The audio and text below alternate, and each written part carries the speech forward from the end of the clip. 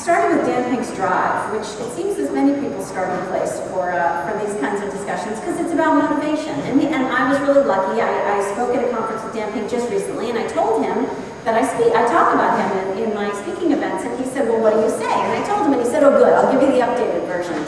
So here's what Dan Pink told me the other day, the updated version.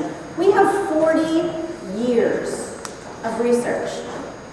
Not just 40 years of research, we have meta-studies, studies of the studies that tell us one really clear thing.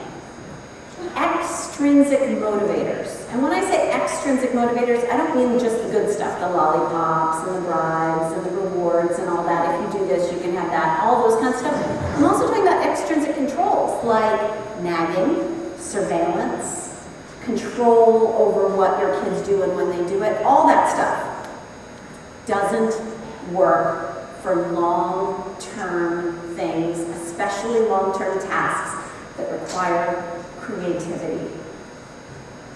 Now I'm in big trouble because that's all I've got. If I want you to do something in my classroom, I offer you some bonus points. If I want you to not fail a class, I tell you the different ways you can get points in order to not fail my class. All I've got is carrots and sticks in my classroom.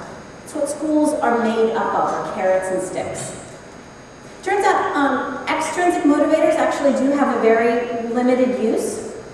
If you want kids to do something laser focus, really short term, no planning involved, no creativity involved, go for it. Carrots and sticks, lollipops, all they want.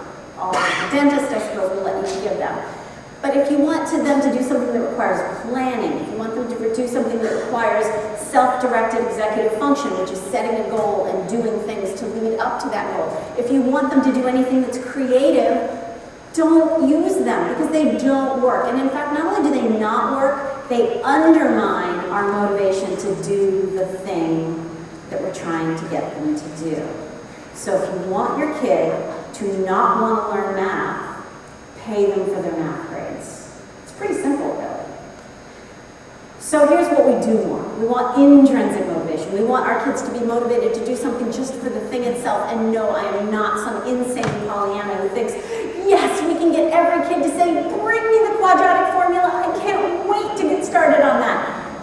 I'm not that nuts because I did not do very well enough. So what we want is for them to be intrinsically motivated to do the task, and the way we up the likelihood that that's going to happen is we give them 3 things. We give them autonomy, which I'll go into detail about in a second.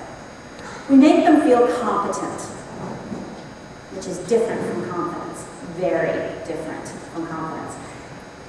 And we make sure they feel connected.